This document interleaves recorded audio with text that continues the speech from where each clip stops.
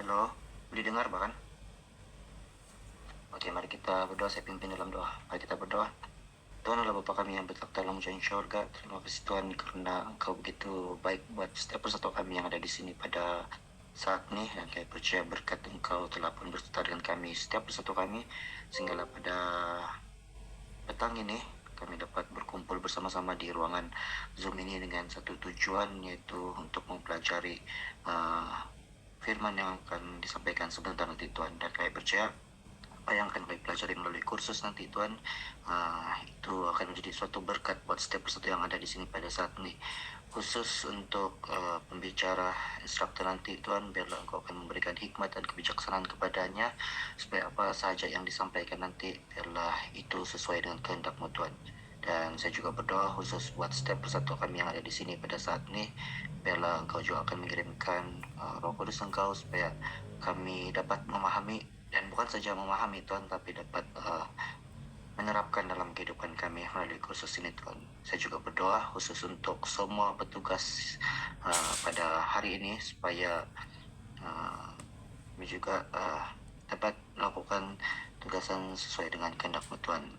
Terima kasih Tuhan karena Engkau begitu baik, Engkau beserta dalam kursus ini Tuhan, dan Engkau juga akan beserta apa saja peranti yang digunakan Tuhan. Terima kasih karena Engkau telah mendengar menjawab doa ini, karena semua ini saya serahkan dalam nama Yesus selamat kami. Amin.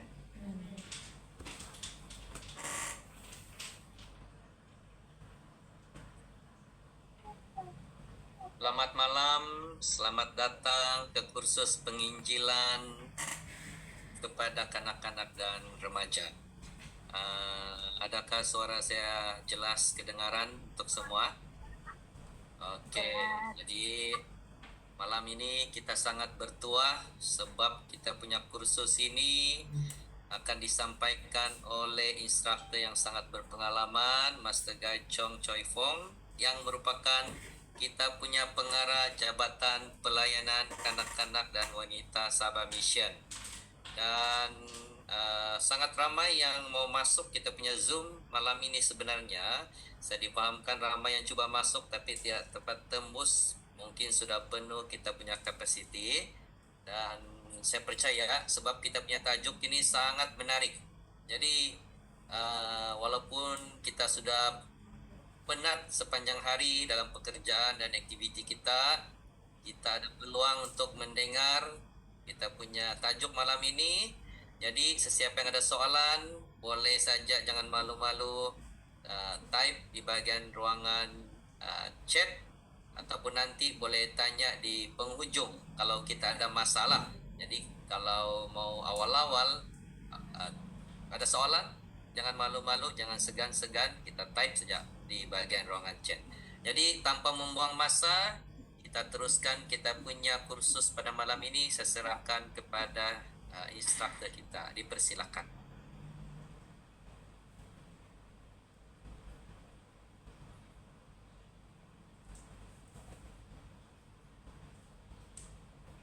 Testing, dengarkah suara saya? Oke. Dengar.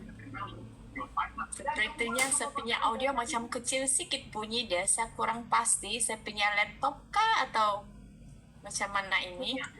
Tapi yang penting suara saya clear lah. Ya, cukup clear, sangat clear juga. Oke. Oke, saya akan share screen dahulu. Macam nervous pula, ramai pula ni malam ya. Malah semuanya berpengalaman nih, semua nih kamu nih. Oke, saya share screen dahulu ya.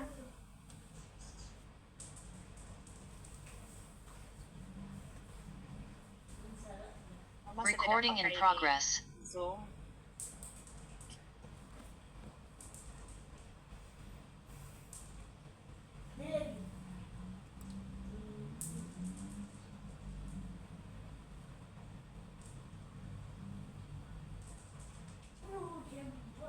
Oke, nampak screen saya.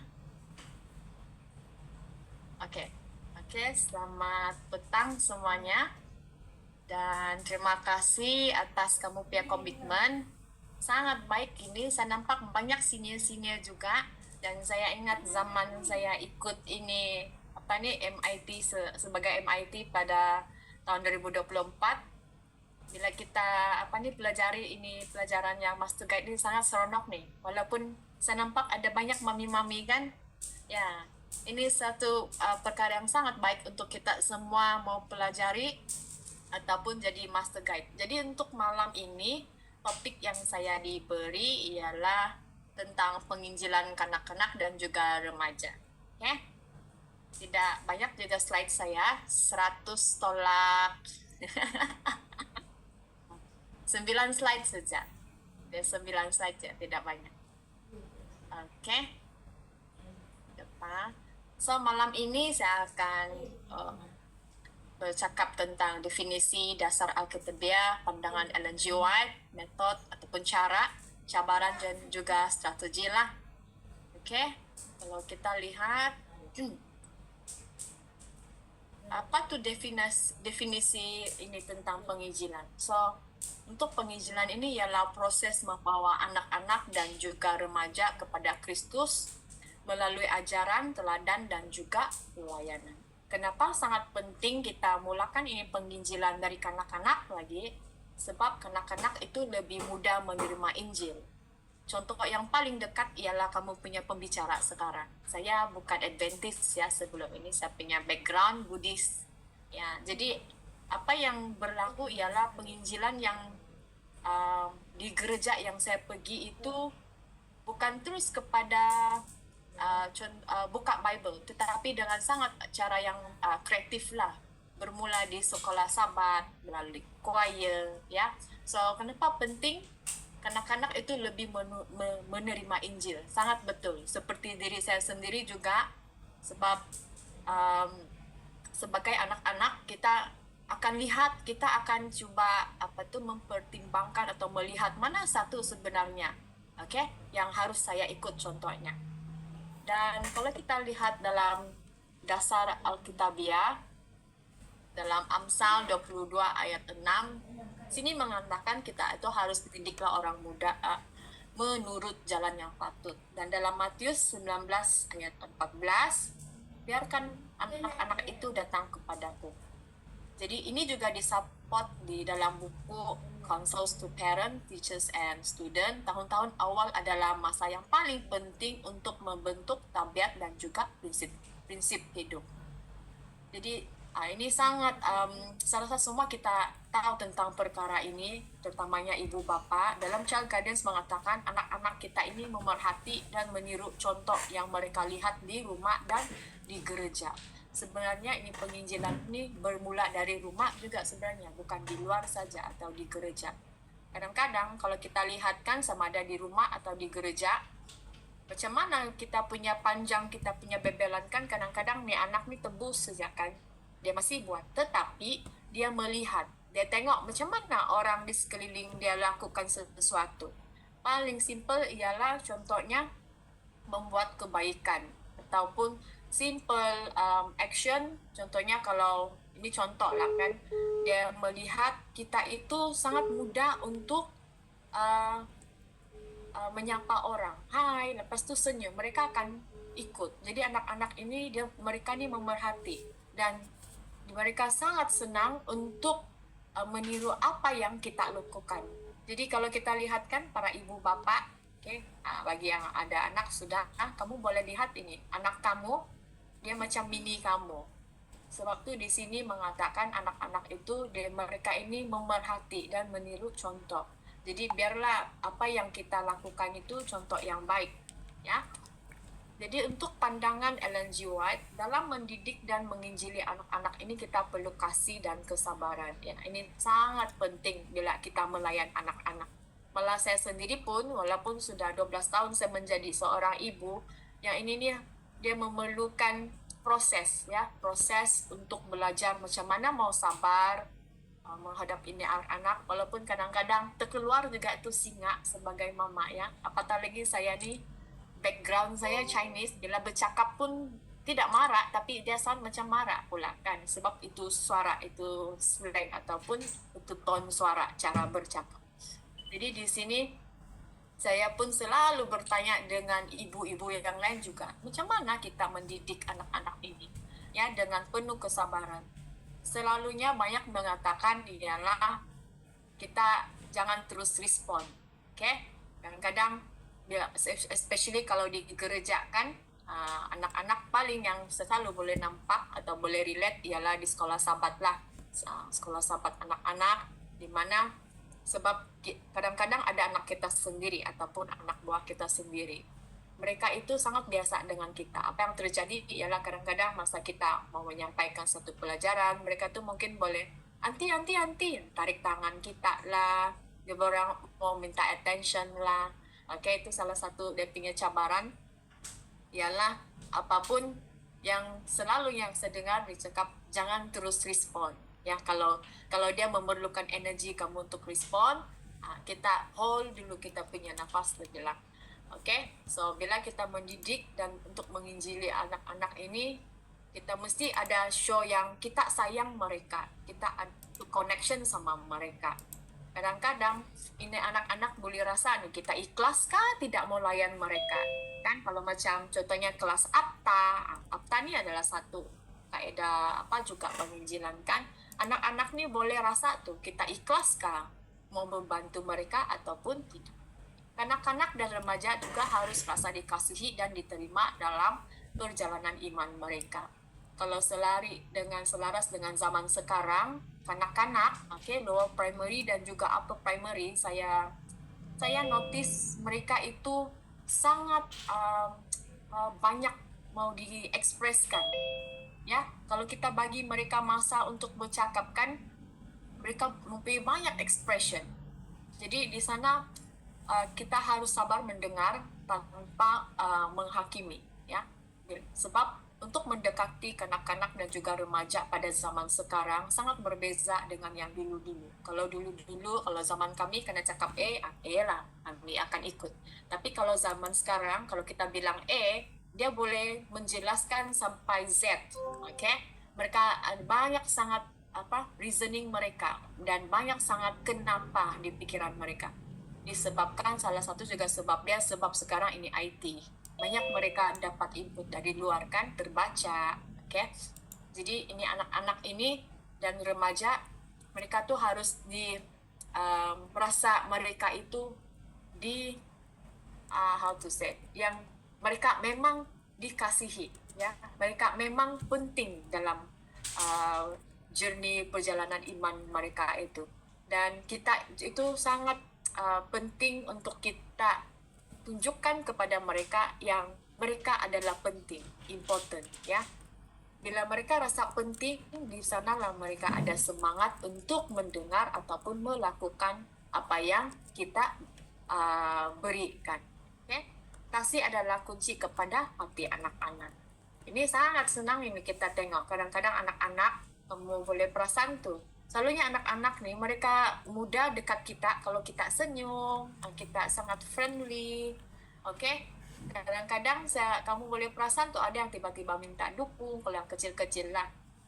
Dan remaja pula, mereka akan mula boleh bercerita. Kalau kita jenis yang open, kita mendengar tanpa menghakimi. Antara cara-cara metode, untuk penginjilan, salah satu ya ialah pengajaran Alkitabiah yang menarik lah. Kalau sekarang kan saya perasan, sebab sebelum ini pun saya mengajar juga di sekolah, anak-anak nih mereka sudah, kalau kita bilang IT, kalau kita bilang paparan, gambar, visual, mereka nih sudah blended dengan ini IT. Jadi kalau kita lihat tanpa kita sadari sebenarnya, kan, mereka tuh perlu hands on, yang betul-betul melibatkan pergerakan, activity. Kalau kita bilang, kita ajar Alkitab, kita bagi video. Kebanyakan anak-anak, mereka tidak bertahan lama. Sebab kenapa? Mereka sudah terlalu banyak screen time. Jadi bila pengajaran Alkitabiah ini menarik, maksud dia perlu ada activity yang hands on, bukan setakat kita paparkan video sahaja. Itu saya punya perhatian lah. Sekurang pasti kalau di setting kamu, ada setting-setting tertentu, paparan visual masih lagi relevan. Tapi kalau saya lihat di bahagian bandar, kalau kita show itu visual, macam mereka tidak berapa sudah tertarik sebab mereka sudah banyak screen time. Apa yang boleh kita lakukan ialah pengajaran Alkitabiah itu perlu ada activity, ya, pergerakan yang menarik mereka. So salah satu cara dia ialah untuk recently saya ada buat pilot test, ya, di mana aktiviti besar jabatan pun saya coba ini teknik 30-30. Ini untuk orang dewasa, ya. Tapi saya perasan sebab kan jabatan yang saya tengah melayani sekarang ni anak-anak dan juga dewasa. Yang saya dapat lihat ialah di mana kita program 30-30 menit itu boleh mengelak para yang mendengar tu mengantuk, ya, dan juga mereka alert. So salah satu teknik guru juga, okay, bila kita mengajar sesuatu ialah kita bagi tapi jangan sampai pendengar itu termuntah. Kita bagi sampai dia tertarik, lepas tu kita stop, ya. Bila mereka sudah tertarik, mereka sendiri yang akan mencari info yang lebih tentang apa yang mereka ingin pahami. So itu salah satu teknik lah yang saya sedang buat pilot test, teknik 30-30 menit mendengar, 30 menit activity. Kamu mungkin boleh coba, okay, dan kamu boleh share feedback kamu dengan saya bila-bila masa sahaja. Tapi apa yang saya dapati ialah anak-anak walaupun mengikut aktiviti pelayan wanita, okay, contohnya kan, sebab ini juga salah satu teknik penginjilan, kita mau involve ini anak-anak dalam aktiviti dewasa, ialah mereka tertunggu-tunggu. Apa next activity? Anti, apa next? Ada lagi? Begitu. Okay, so ini pengajaran Alkitabiah pun perlulah mengikut setting masing-masing. Seperti saya katakan tadi, ada yang boleh dengan visual, tapi ada setting tempat lain visual is macam biasa sudah. Jadi kita perlu lagi kreatif. Kembali kepada yang tradisional sikit, ada hands-on. Banyak hands-on. Ataupun outdoor activity, tetapi masih mengajar tentang Alkitabiah. Jadi teladan hidup yang baik, ya, kita itu ialah contoh seperti yang dikatakan tadi, anak-anak ini mereka meniru apa yang kita lakukan. Malah cara kita bercakap pun mereka akan ikut. Ya, yang ini saya juga sedari sebagai seorang ibu pun saya perasan ini. Macam mana saya menegur anak pertama saya, begitu juga dia menegur adik dia. Slang pun sebiji sama. Kalau slang saya ada Cina, begitu juga dia punya cara bercakap. Jadi memang anak-anak ini mereka melihat macam mana kita punya daily life. Adakah kita seorang yang memang kuat sembahyang, kita memang care sama orang yang berkeperluan, mereka melihat itu. Jadi refleksi dia di sana ialah penginjilan itu bermula dengan kita. Sebab ada itu satu pepatah kata, kalau kita mengajar sesuatu kepada 100 orang, dia bilang, satu orang itu akan ikut atau baca apa yang kita ajar, tetapi 99 orang itu akan membaca diri kita, dia bilang. Maksudnya apa yang kita cakap tuh kita lakukan, contohnya begitu. Yang seterusnya penginjilan melalui pendidikan Adventist. Okay? Kalau di Sabah ini kita ada 2 sekolah menengah lah, dan juga beberapa sekolah rendah dan juga tadika. So ini salah satu cara dia juga, yaitu menghantar anak-anak ke sekolah Adventist. Yang seterusnya penglibatan dalam pelayanan gereja. Ya, kita libatkan anak-anak dan remaja, ya.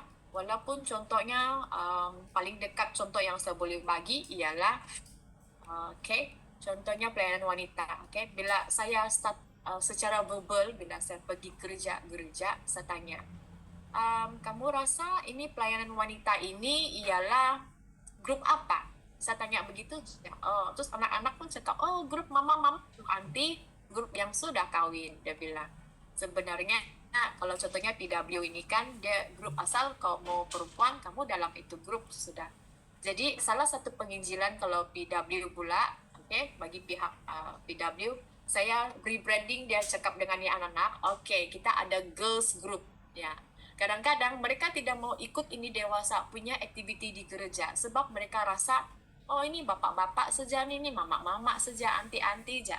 Tapi kalau kita tukar, contohnya lah pelayanan kita, kita katakan, oke, mari ikut inti girls group, kita mau pergi melawan. Nah, mereka akan, oh girls group, so mereka pun ya, asal perempuan kita dalam ini kelompok. Jadi ini anak-anak dan remaja ini, itu contoh bagi pelayanan wanita lah, oke. Penglibatan dalam gereja ini, kita harus melibatkan mereka sebab mereka ialah penerus generasi yang seterusnya. Jadi sangat penting kita melibatkan mereka, kalau tidak, yang di luar yang akan mengambil mereka. Ya, mau tidak mau kita kena belajar tren anak-anak dan remaja sekarang dan kita harus paham tren mereka, bahasa mereka, supaya biar kita yang duluan menjawab pertanyaan mereka daripada mereka mendapat jawaban dari di luar. Jadi pelibatan dalam pelayanan gereja itu sangat penting, kita libatkan anak-anak. Biarlah gotong royong, mereka tukang lap tingkap sejaka, ya. Oke, dan seterusnya. Penginjilan berasaskan aktiviti dan juga pengalaman. Nah, ini sangat anak-anak suka ini. Oke, malah itu APTA pun ditukar nama kepada APTA masih APTA, tetapi rebranding kalau English dia Character Building School. Kalau yang sebenarnya kan yang dari GC punya nama tuh ialah Vacation Bible School. Tapi sebab untuk di Malaysia ini kita sangat sensitif kan dengan ini. Kalau kita membawa terus mereka tidak mau. Jadi sebab itu dinamakan Character Building School ataupun APTA. Oke? Pembentukan tabiat anak-anak. Jadi ini penginjilan berasaskan aktiviti dan juga pengalaman. Oke, mereka sangat suka ini. Kalau kita cakap tentang sesuatu, mereka buat. Mereka buat bukan dengar sahaja. So mereka jadi lebih kepada student centered. Mereka melakukan, bukan mendengar sahaja, ya. Dan pendekatan berasaskan teknologi dan media, ya, ini juga boleh dilakukan mengikut setting seperti saya katakan tadi. Oke, ada tempat boleh apply dengan ini, ada tempat mereka terlalu saturated, terlalu biasa dengan ini teknologi, dia macam dia ada efek sama mereka. Jadi kita melihatlah mana yang sesuai untuk digunakan. Oke, yang seterusnya, pendekatan berasaskan kasih dan kesabaran, sekali lagi, dan yang ini yang paling penting, ya. Dan seterusnya penginjilan melalui mentorship. Kita mentor, kita guide mereka. Oke. Dan apa cabaran dia? Antara cabaran dia untuk penginjilan ialah kurangnya minat terhadap aktiviti gereja. So, kalau ini kita boleh reflect di masing-masing, di setting gereja masing-masing, macam mana penglibatan ini anak-anak, okay, dan juga remaja. Dan kalau kita lihat, kalau banyak anak-anak dan juga remaja, mereka suka stay di gereja sampai petang buat aktiviti, itu petanda yang baik tuh sebenarnya, ya. Jadi kita sebagai yang dewasa ini, kita harus sangat lebih kreatif supaya kita dapat merangkumi mereka. Bila mereka keluar dari gereja kita, maksudnya bila diorang sambung belajar pun, mereka akan menjadi seed yang benih-benih yang baik. So, yang seterusnya, antara cabaran penginjilan ialah pengaruh duniawi dan juga media sosial. Yang ini sangat-sangat mempengaruhi ya anak-anak kita sekarang. Sebab kadang-kadang, contohnya anak saya sendiri, kalau dia nampak di mana Reels, contohnya YouTube, mereka kan banyak tanya. Ya, sebab sekarang nih di media ini sangat banyak thoughts ya, sharing. Jadi ini juga salah satu dia punya cabaran. Tapi apa yang kita boleh lakukan ialah kita dengar apa yang mereka pikirkan tentang pendapat orang tersebut dan kita reasonkan mengikut kita punya Adventist punya cara. Jadi yang seterusnya, kurangnya sokongan dari ibu bapa.